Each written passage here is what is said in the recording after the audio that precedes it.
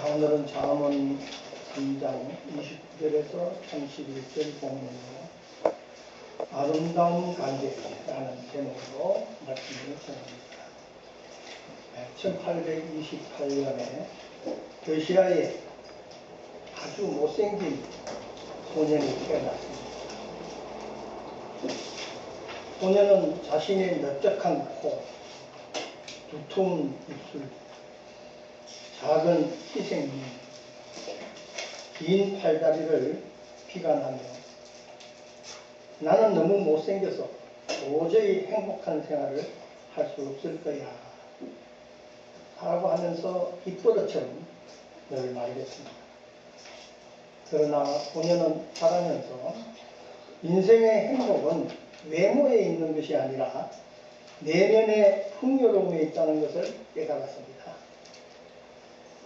또 진정한 아름다움이란 바로 사랑에 있다는 것도 알았습니다. 특히 이 소년은 어른이 된 후에 그 신앙의 가치가 참된 아름다움이라는 것을 알았습니다. 이 신념이 승화된 명작을 남기게 됐는데, 이 소년이 부활의 작가 톨스토이입니다. 레브 톨스토이, 이 많은 작품을 남겼는데 그 중에 사람은 무엇으로 사는가에서 하나님께서 천사 미카엘을 세상에 보내어 세 가지 질문을 하고 그 답을 알아오라고 했습니다. 첫 질문은 사람의 마음속에는 무엇이 있는가입니다. 거기에 대한 답은 하나님의 사랑이 있다는 것을 알았습니다. 두 번째, 사람에게 주어지지 않는 것은 무엇이 있는가라는 것을 물었습니다. 근데 거기에 대한 답은 자신에게 필요한 것이 무엇임을 자각하지 못하는 것이라고 답을 냈습니다. 세 번째, 사람은 무엇으로 사는가입니다. 그 답은 사람은 사랑으로 산다는 것입니다.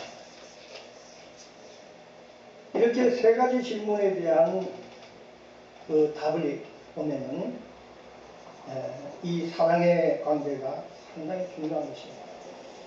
이 사랑의 관계가 오늘 제목처럼 아름다운 관계인 것입니다.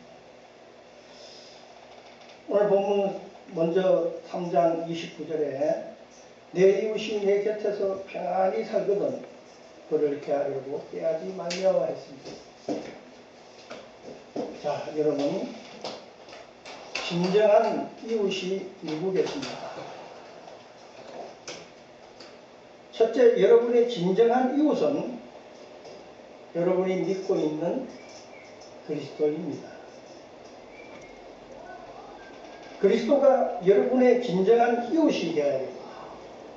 그러므로 이웃이 될 때에 예수님 말씀이 우리에게 이루어지는 것입니다. 내 이웃을 내 자신과 같이 사랑하라. 이 말씀이 바로 예수님을 사랑하기를 내 자신과 같이 하라는 말씀인 것입니다. 여러분, 예수님 사랑하기를 내 자신과 같이 하고 있습니까? 아마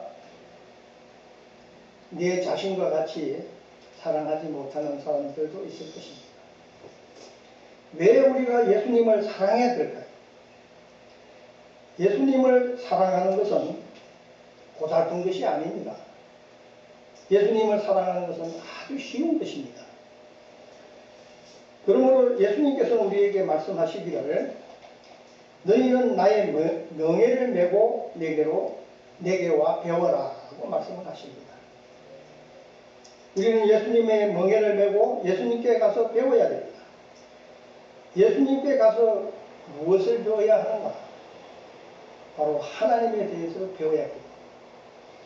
그 다음에 영원한 생명에 대해서 알아야 됩니다. 하나님을 배우고 영원한 생명을 바로 알 때, 그때에 비로소 우리가 예수님을 내 자신과 같이 사랑할 수 있는 것입니다. 여러분, 우리에게는 그리스도의 사랑이 있어야 됩니다. 성경에 가르치는 사랑이 누구일까요? 예수 그리스도를 우리에게 사랑이라고 설명하고 있는 것입니다. 그분이 사랑의 근본이 되는 것입니다. 그러니까 예수님은 사랑의 근본이신 것입니다. 그래서 성경은 하나님은 사랑이시라고 했습니다. 예수님의 사랑이 무엇입니까? 바로 우리에게 생명 주시기 위해서 우리의 죄와 허물을 대속하시고 십자가에서 이미 희생해 주신 그 사랑입니다. 예수님을 사랑하는 것은 예수님의 계명을 지켜야 하는 것입니다. 요한복음 14장 21절에 보면은 나의 계명을 가지고 지키는 자라야 나를 사랑하는 자, 나를 사랑하는 자는 내 아버지께 사랑을 받을 것이요 나도 그를 사랑하여 그에게 나를 나타내리라 하고 말씀을 하셨습니다. 여러분, 주님께서 나타내 보이신다는 것은 십자가 사역을 이루시고 부활하셨다가 성령으로 다시 오셔서 역사하실 것을 말씀한 것입니다. 성령의 은혜를 받으면 영적 눈이 떠지고 영적 귀가 열리며 주께서 하신 모든 말씀이 다 생각나고 기억나서 하나님의 기쁨까지 통달한다고 했습니다. 또한 요한복음 13장 34절과 35절에 보면 새 계명을 너희에게 주노니 서로 사랑하라. 내가 너희를 사랑한 것 같이 너희도 서로 사랑하라. 너희가 서로 사랑하면 이로써 모든 사람이 너희가 내 제자인 줄 알리라 했습니다. 서로 사랑하는 것이 무엇입니까? 서로 사랑하는 것은 이웃사랑이죠. 이 이웃사랑은 바로 그리스도를 사랑하는 것이며 하나님과 아름다운 관계를 가지는 것을 말하는 것입니다. 30절 사람이 내게 악을 행하지 아니하였거든 까닭없이 더불어 다투지 말며 했습니다. 자, 우리는 오늘 이 말씀을 통해서 우리를 다시 한번 돌아보십시다. 예수님께서 오셔서 사람들에게 당신이 구원자이며 영원한 생명의 말씀을 전가하니까 까닭없이 예수를 미워하는 것입니다. 그 정도가 어느 정도인가 하면 병을 고쳐도 미워하고 말씀을 증거해도 미워하고 먹는 것을 먹으면 먹는다고 미워하고 또 먹지 아니하면 먹지 않는다고 미워하는 온갖 것으로 꼬투리를 잡는 그런 것이 있었습니다. 이것이 유대인들이 예수님을 보는 시각인 것입니다. 여러분, 우리의 시각은 어떠합니까? 어떠한 이유를 막론하고라도 절대적으로 우리는 올바른 시각을 가져야 됩니다. 세상에는 그렇지 못한 사람들이 너무 많습니다. 사람이 보는 눈이 정확하지는 않습니다. 어떤 말을 들었느냐에 따라서 어떻게 소개를 받았느냐에 따라 그것을 볼 때마다 우리는 달라지는 것입니다. 그러므로 우리의 판단하는 것은 결코 옳은 것이 아닙니다. 그리스도 외에는 이 판단할 자가 없는 것입니다. 그러므로 우리는 저의 잘못된 것과 또 저의 부정된 것을 우리 주님 용서하시고 하나님의 사랑과 하나님의 은혜를 입어서 온전히 나로 하여금 은혜 안에 삶을 살게 믿음의 삶을 살게 하옵소서라는 그 신앙적인 마음이 우리 마음속에 있어야 하는 것입니다. 이것이 예수 믿는 사람인 것입니다. 31절에 포악한 자를 부러워하지 말며 그의 어떤 행위도 따르지 말라 했습니다. 제일 포악한 자가 어떤 자인 줄 아십니까? 예수님을 십자가에 못 박여 죽인 자들이 가장 포악한 자들인 것입니다. 두 번째는 포악한 자들은 믿음이 없는 것입니다. 믿음을 갖지 않는 것을 포악한 자라고 하는 것입니다. 그래서 예수님께서 말씀하셨습니다. 죄에 대하여라 하면 나를 믿지 아니하니요 라고 말씀을 하셨습니다. 예수 믿지 않는 자도 포악한 자인 것입니다.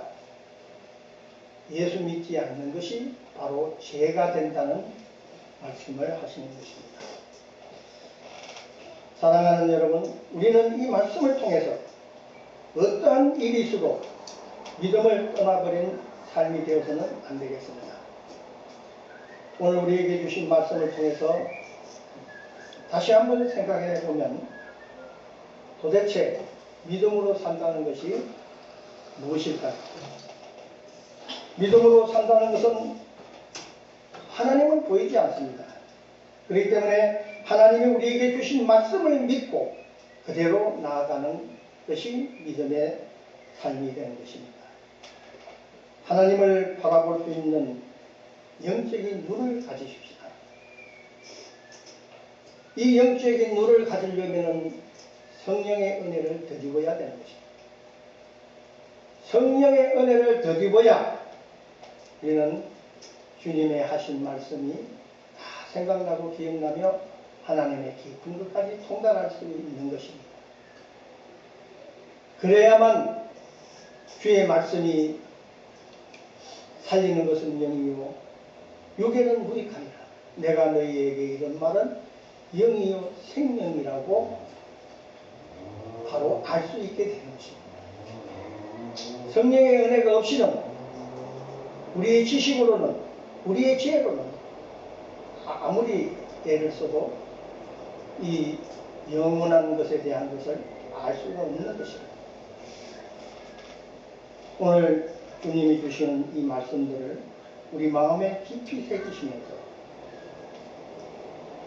우리에게 주신 말씀에 큰 은혜가 되어서 내가 이 시간 이후부터 하나님을 바로 경외하는 사람이 되어야 되겠다 하는 마음을 가지시기 바랍니다. 하나님과 우리의 관계를 말씀을 통해서 오늘 우리에게 주셨습니다. 그러므로 주님과 우리와의 관계가 참으로 아름다운 관계가 되는 것입니다. 기도하겠습니다. 하나님